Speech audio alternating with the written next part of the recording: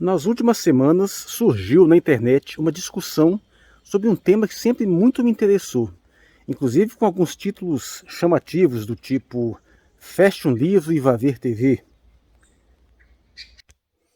E eu já falei mais de uma vez que eu me recuso a ficar gravando vídeos na frente de livros. Eu tenho vários livros aqui ainda, em alguns desses cômodos que eu ainda tenho na minha casa aqui, dos que sobraram, uma vez que a maioria dos livros eu acabei doando e definitivamente a maior parte do que eu leio nos últimos 5, 6, 7 anos é digital. Tem também livros espalhados aqui na minha sala, em alguns outros pontos, misturados nos quartos das crianças, com um monte de outras coisas, além de mídias, DVDs, Blu-rays, tudo misturado. Sem contar os inúmeros outros que ficaram na casa antiga dos meus pais, até porque o meu pai também era um grande colecionador de livros. Nós tínhamos umas bibliotecas maiores, mas o ponto que eu quero deixar claro é que eu passei a tomar uma atitude mais ativa contra aquilo que eu chamo de fetiche por livros. Eu sou o Marcos Valério XR, hoje é o dia 15 de junho de 2021 e hoje vou entrar finalmente nesse tema após ver algumas provocações em outros vídeos que eu observei. O que eu quero dizer como fetiche por livros? O que é um fetiche? O fetiche, como eu já expliquei em outras ocasiões, é algo que se interpõe entre o sujeito e o objeto. No caso, sendo o objeto que realmente ele deveria estar se relacionando. Então o fetiche serve de um intermediário e acaba às vezes roubando para si a relação com aquele objeto em si. Na verdade, essa terminologia ela surge na antropologia, relativamente associado ao xamanismo, onde algumas técnicas de invocações de espíritos, alguns rituais, eles acabavam reduzindo a simbologia desse ritual àqueles objetos utilizados. Ou seja, às vezes o feiticeiro tem lá um processo para invocar um espírito tal ou provocar um efeito tal. E aí ele utiliza um objeto qualquer ritualístico naquele processo. E depois de um determinado tempo, esse objeto em si acaba incorporando essas prerrogativas desse processo. E de repente, aquilo que deveria ser executado por uma divindade tal, por uma entidade espiritual tal, de repente está sendo executado por aquele objeto em si. Esse é o conceito originário do fetiche. Mas ele é mais fácil de entender do ponto de vista da sexualidade, uma vez que o objeto da sexualidade geralmente é o corpo do outro, ou partes do corpo. E no entanto surgem os fetiches como elementos que se interpõem. Os mais óbvios, por exemplo, vestimentas, como por exemplo uma roupa íntima. E de repente, através de uma série de processos associativos, o foco da sexualidade em si, que está partindo do sujeito, em vez de ir diretamente para aquele corpo, para aquela parte do corpo, começa a ir para aquele objeto que estava associado ao corpo. E daí, entre uma série de coisas, surge, por exemplo, um fetiche por sapatos ao ponto do indivíduo, de repente, ter um estímulo, uma excitação por ver uma peça de roupa. E em níveis mais sofisticados, ver uma peça de roupa sem o corpo. Né? E em níveis mais complexos e mais sofisticados, ele pode se desviar para coisas completamente diferentes. Até objetos assim que, a princípio, num primeiro momento, você não conseguiria ver qualquer relação com sexualidade. Mas não precisa ir muito longe. Um exemplo que eu repito. Imagina numa tribo bastante isolada, bem pouco desenvolvida materialmente, onde a maior parte dos seus membros andam predominantemente nus. De repente, o que seria para eles ver, de repente, um desses sapatos de salto alto, todo ornamentados, assim, bem... É uma coisa que nunca nenhum deles teria visto. Se ele simplesmente visse o sapato, num primeiro momento, não ia nem conseguir deduzir que aquilo ali seria uma coisa para se encaixar num pé. E, no entanto, na nossa sociedade, existem indivíduos que, só de ver um sapato, têm um estímulo sexual. Então, esse é o ponto. O fetiche é algo que se interpõe entre o sujeito e aquele objeto do qual ele estaria originalmente se direcionando. Então, nesse sentido, o que eu digo que uns fetiches por livros? O que está se interpondo aí? Qual que é o objeto? O objeto é, obviamente, o conhecimento a ser adquirido pelo sujeito.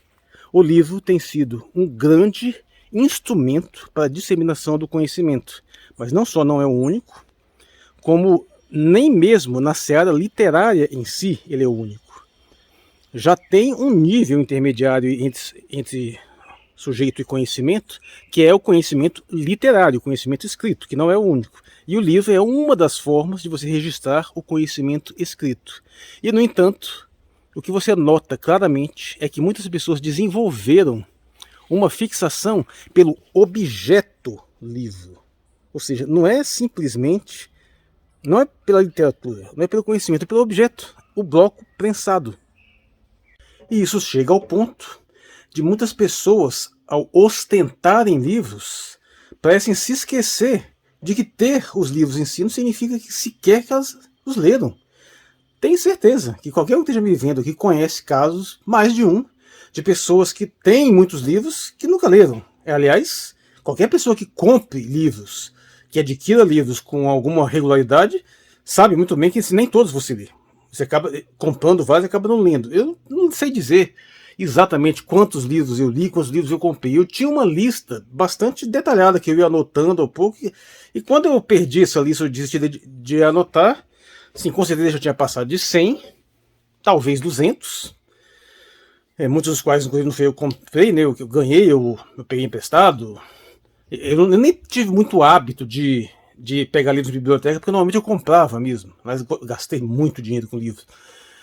E mesmo assim, não li todos os livros que eu comprei, não li todos esses livros esses poucos livros que eu mostrei aí. Embora eu tenha lido vários outros que não estão aqui. E todo mundo sabe disso. E quem é que já não conhece um caso de alguém que às vezes tem uma biblioteca vasta que não leu porcaria nenhuma? Ou pior, que às vezes até leu. Às vezes até leu muita coisa. E que continua um imbecil. E aí a gente vê por aí essas fases de efeito. Tome um porre de livros. Ah, vá lá ler uns livros.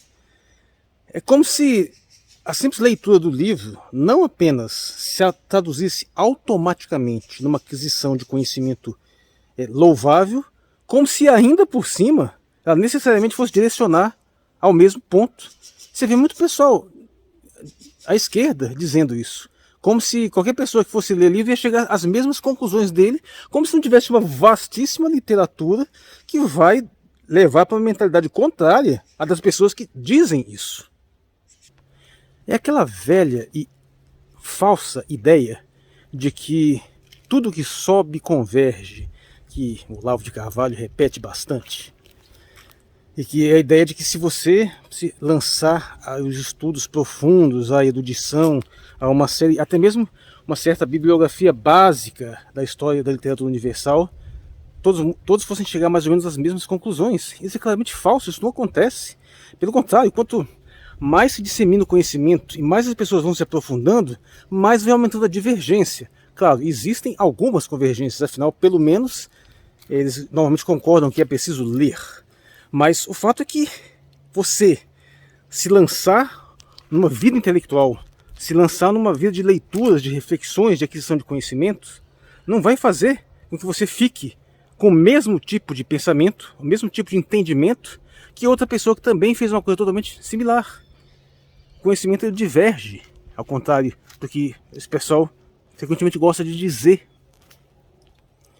Aí fica lá o esquerdista querendo sacanear o bolsominion, chega lá, vai lá ler uns livros. E o cara vai lá e lê A Verdade Sufocada, do brilhante Ustra. Como se não existisse o livro negro do comunismo. Lê o Olavo de Carvalho, e aí? Isso vai fazer diferença? Tudo isso está associado a essa ideia desse fetiche por livros, né? Que emprestam aos livros uma espécie de imaginário quase místico, assim, que de uma certa forma ressoa nessa simbologia que a gente vê muito nesses filmes, esses livros, essas ideias de magia, onde o livro em si tem poder. Já observou que você abre lá um livro e de repente você lê lá os encantamentos e tem as magias, como se o livro tivesse o poder em si próprio. Tá aí uma ideia de fetiche, um objeto ter poder em si próprio. É muito curioso, porque eu tive essa intuição com muita força desde pequeno, desde criança, de que não fazia muito sentido um objeto em si ter poder. Todo poder deveria estar nas pessoas que são capazes de fazer coisas, né? Ou de repente nas entidades espirituais, em Deus, eles poderiam ter o poder, mas não o objeto em si. O objeto em si poderia apenas incorporar um poder concedido por algum ser. E eu noto que muitas pessoas não são capazes de dissociar uma coisa da outra. Estão presas nesse fetiche do objeto. Quando eu era criança ainda na escola, me foi dado um tema de redação, né? A professora passou lá: por que prefiro ver televisão ao ler um livro? A ler um livro. E usando o linguajar do pessoal, eu disse que eu meio que mandei a real. Ué, porque o pessoal prefere ver TV a ler um livro não é exatamente por causa da TV ou do livro, mas porque o que está sendo passado é o conteúdo. Frequentemente os professores passam livros chatos para eles lerem, né? Enquanto tem coisas mais interessantes na TV. E aí tá o detalhe. O conteúdo frequentemente é ignorado. E todos esses exemplos que eu dei estão imersos nessa ideia de que as pessoas acham que o livro é o conteúdo em si, e o pior, se fossem os mesmos conteúdos, como se isso não importasse, a leitura em si basta. E o pior, o objeto livro não só nunca foi a única forma de você ler textos, já existiam os papiros antigamente, né? Outras formas de registros, tábuas, até inscrições em paredes, e hoje temos outras formas ainda, as revistas, temos os livros em meios digitais e uma série de outras coisas, as páginas da internet. A gente tem uma vastidão de opções de experiências literárias. E, curiosamente, muita gente ainda fica nessa do livro, do objeto livro em si. Eu sempre fico preocupado quando toco nesse assunto de algumas pessoas pegarem trechos da fala e entenderem que eu estou dizendo alguma coisa contra os livros. Não, estou dizendo uma coisa contra essa visão que se tem, essa visão simplista. Porque você pode adquirir aquele mesmo conteúdo em textos em outras formas. Agora, no entanto, uma coisa eu preciso dizer. Eu acredito sim, e eu também já disse isso mais de uma vez, na superioridade da leitura como uma forma de aquisição de conhecimento para efeito de reflexões mais profundas. Eu realmente acho que não há equivalência entre você ler um texto sobre um tema mais profundo, um tema mais existencial, um tema mais filosófico, e simplesmente ver um vídeo com alguém dando uma aula. Por mais que eu acho que a aula tenha suas vantagens. Aliás, é uma das vantagens que eu tive. Eu sempre fui capaz de prestar muita atenção nas aulas. Eu até no meu período escolar, eu não lia muito por vontade própria. Mas eu prestava bastante atenção nas aulas, a não ser que o professor fosse muito ruim. E eu conseguia memorizar muito bem aqueles conteúdos, o que fazia com que eu frequentemente me desse bem nas provas, mesmo sem precisar estudar em casa, porque eu lembrava das coisas, né? Mas em vários aspectos, em especial em temáticas filosóficas mais profundas, sim, eu acredito que a leitura ela é superior à maior parte das outras formas de aquisição de conhecimento. Mas existem outros temas que não. Existem outras situações em que um audiovisual funciona melhor. E no caso, por exemplo, que nós estamos vendo aqui em vídeo, qual que é a vantagem desse meio? Entre outros, a autenticidade. Você está me vendo, está ouvindo minha voz, associando ao conteúdo. Você pode atestar que eu estou assumindo essa informação, não sou um fake.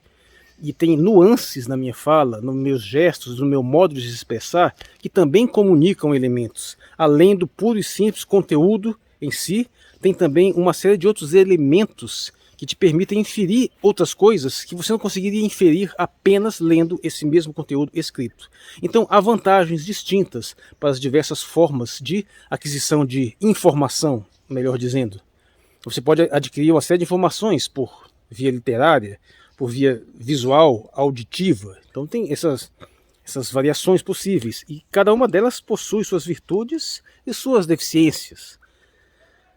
Mas em alguns aspectos, sim, eu declaro a superioridade de umas sobre outras. Inclusive a superioridade da leitura sobre várias outras formas, em especial porque ele exige um esforço. Você decifrar aqueles símbolos e extrair o significado deles de uma forma mais ativa do que simplesmente receber uma informação dada. Observando que Nós nascemos com a capacidade de ver e ouvir e vamos adquirindo com muita espontaneidade, muita facilidade, essa capacidade de comunicação, de fala, de entendimento do domínio da linguagem. Mas a leitura e a escrita exigem um esforço bem maior. Então há uma diferença qualitativa entre a pessoa que passou pelo processo, aprendeu a dominar uma escrita, do que aquela que é ágrafa. A gente chama como analfabetas, né? Mas no sentido mais preciso é ágrafa. Ela não aprendeu escrita alguma. Há uma diferença qualitativa, sim. É um dos motivos pelos quais eu não gosto da ideia de um voto de analfabeto. Mas isso nem importa tanto aqui. Mas o ponto é que, não, uma pessoa que não aprendeu a ler e escrever, ela não consegue compensar no mesmo nível isso simplesmente adquirindo conhecimento de outras formas, de formas audiovisuais. Existe uma diferença, sim. Mas entenda, tudo isso é relativo à literatura em si, à escrita em si. Reduzir isso ainda mais ao objeto físico do livro, até uma diferença, uma redução ainda maior. E é impressionante o tanto que isso é disseminado. E hoje temos aí esses frequentes discursos de que você tem que abrir bibliotecas públicas, fornecer livros às pessoas, como se isso por si só fosse garantir alguma coisa. Ou pior, como a leitura por si só garantisse alguma coisa.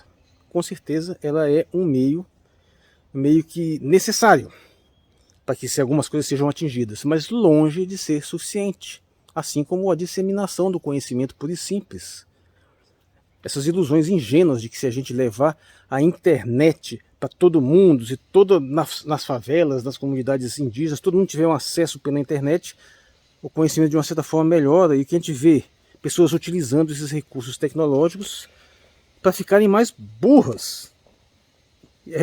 Sinto muito, mas é difícil não perceber que uma série de tecnologias, em especial o WhatsApp, emburreceram massas, porque eles permitiram, mais do que a multiplicação do conhecimento, uma espantosa multiplicação de burrice.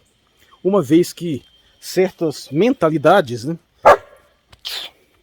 passaram a ter a capacidade de se projetar e de se comunicar com outras tão tacanhas quanto e gerar uma rede multiplicadora de estupidez.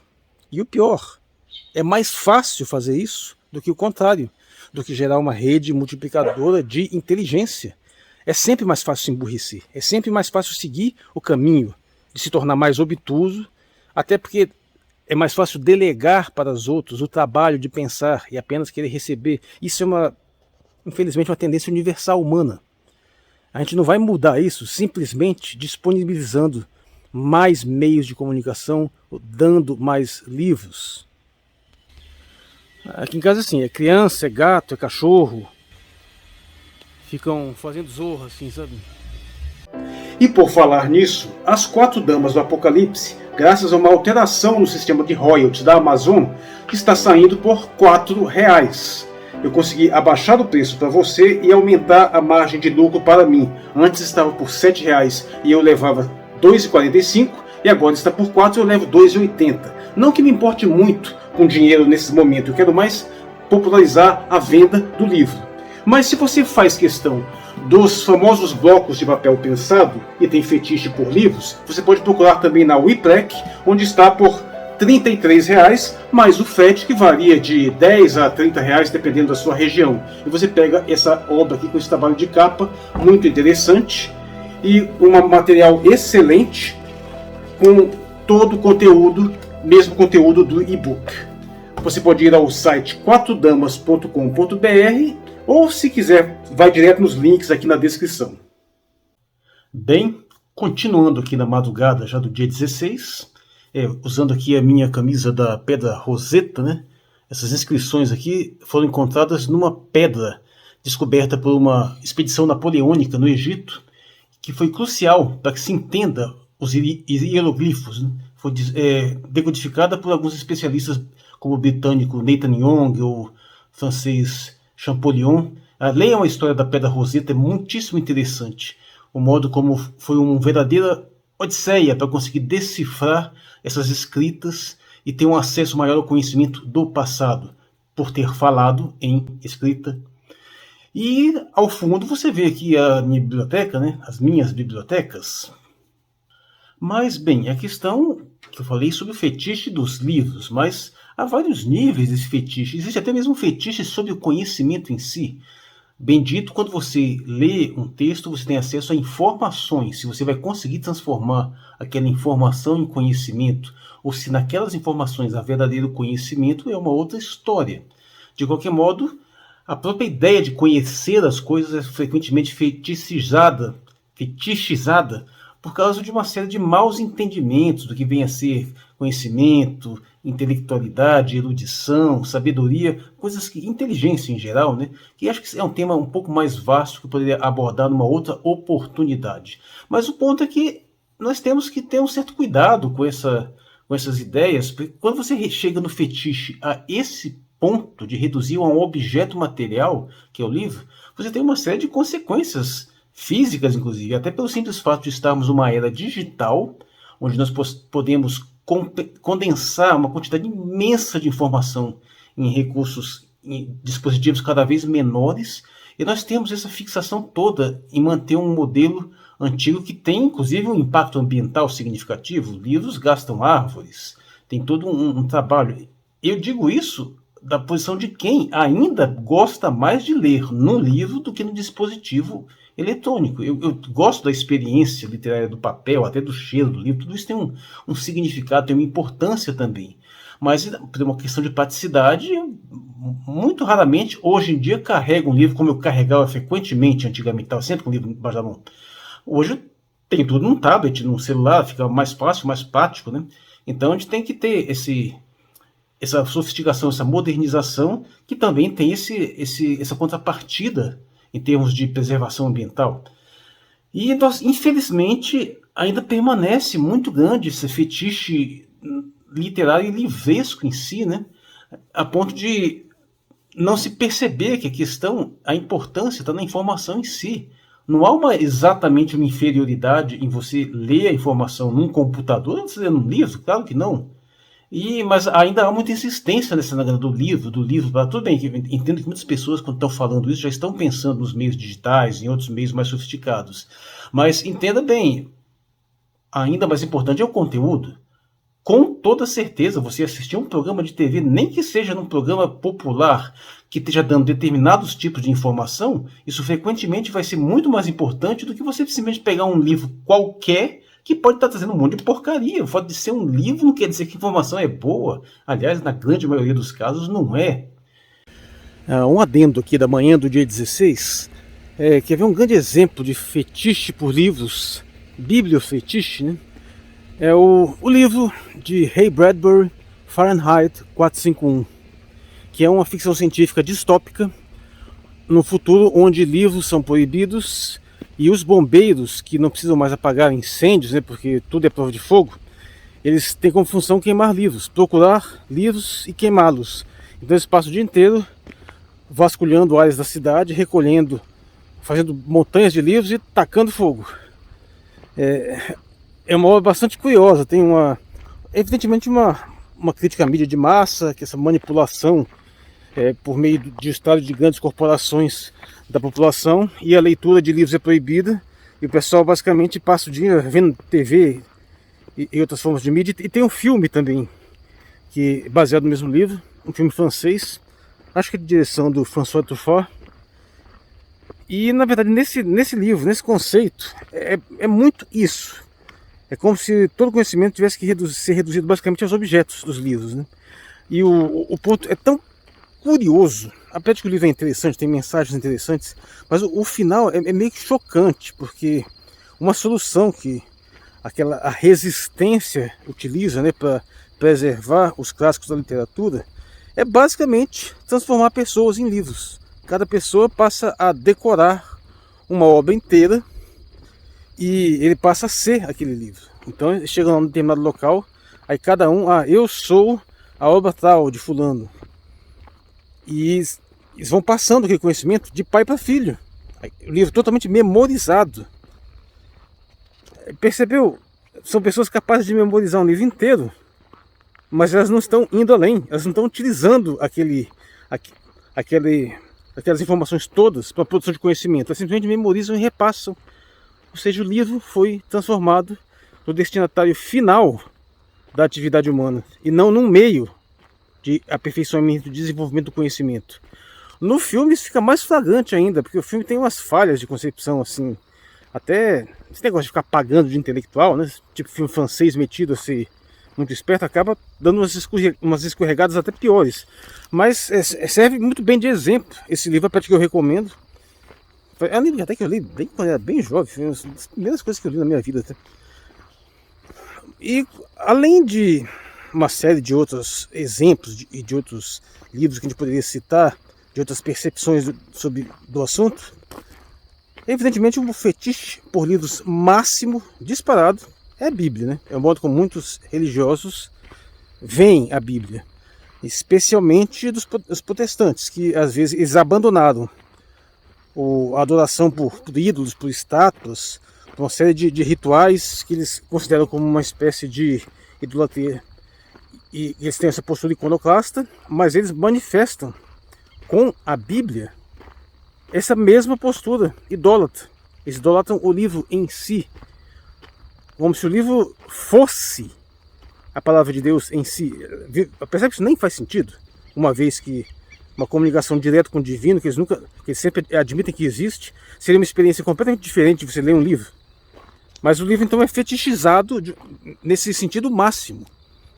Então, essa fixação, essa adoração pelo objeto, que frequentemente o nível de fetiche atinge um grau de alienação que às vezes até aparta a pessoa do conhecimento em si, é uma coisa que nós temos que estar sempre atentos, né? E, para não me alongar muito mais, eu gostaria de citar um caso que foi muito perturbador, porque eu, como pai, né, tenho filhos já adultos, mas tive sempre essa experiência paternal, eu fui submetido a uma espécie de assistir compulsório de vários materiais infantis, né? E existe um programa, tal de Lazy Town, que fez muito sucesso em determinada época, uma mistura de live action, mas com misturava atores reais, com bonecos animados, né? E tinha um personagem lá muito curioso, um tal de Sportacus, exatamente, Sportacus, uma mistura de Spartacus com esportes.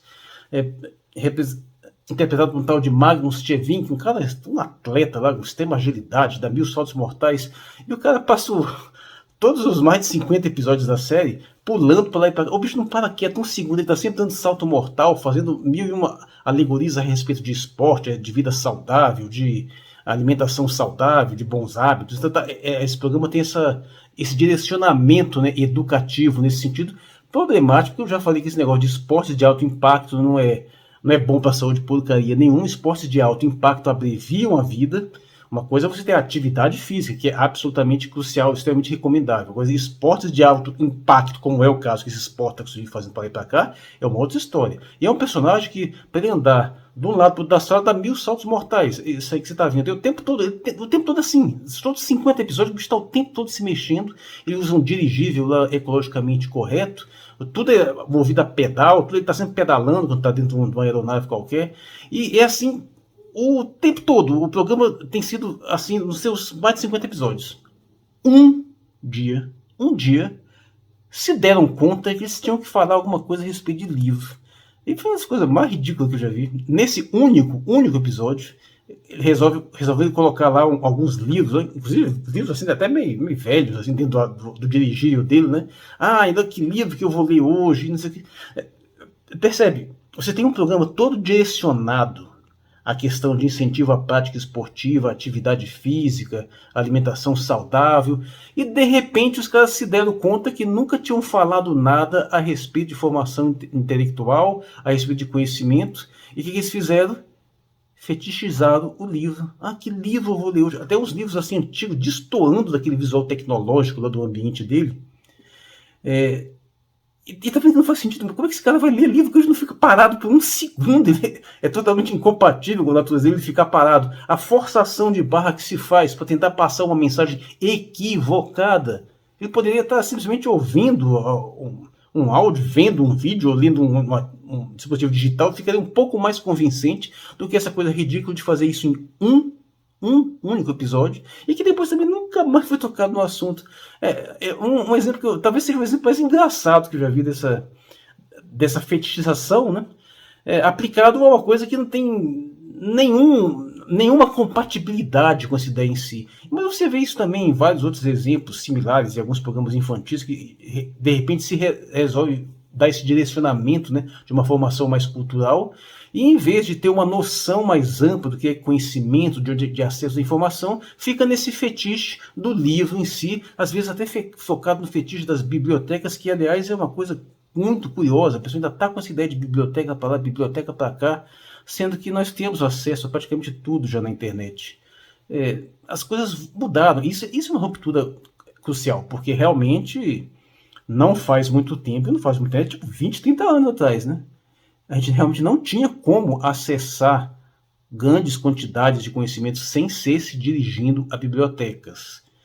E vamos ser sinceros, as bibliotecas estão ficando obsoletas, se é que já não ficaram totalmente. Só não estão mais porque ainda existem restrições para compartilhamento de informação. Existem muitas bibliotecas por aí com acervos que eles não abrem plenamente para a internet, que você tem que ir lá consultar digitalmente. É uma mentalidade que tem que ser mudada. Olha, a internet está dominada por péssimos conteúdos emburrecedores, por mentiras deslavadas, por bizarrices brutais. O mínimo que você pode fazer é massificar o máximo possível a informação de alta qualidade. Até um tempo atrás, até o site da Biblioteca Britânica cobrava um acesso. Vários sites de universidades têm acesso fechado. Várias informações científicas são sequestradas por instituições de pesquisa que simplesmente se apropriam dos direitos autorais dos pesquisadores e querem vender depois.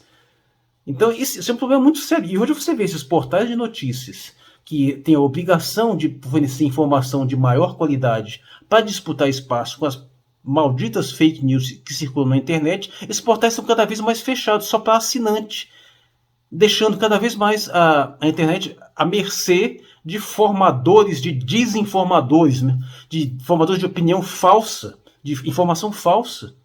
E, bem, eu teria muitas coisas a dizer a esse respeito, mas a que eu acho mais interessante é extremamente desagradável, extremamente incorreta em termos políticos, né? Porque hoje eu digo, infelizmente, essa massificação de acesso à informação não foi uma boa ideia. De um ponto de vista civilizacional, eu acho que ela acaba sendo mais prejudicial do que benéfica. Isso ainda vai ter que ser revisto.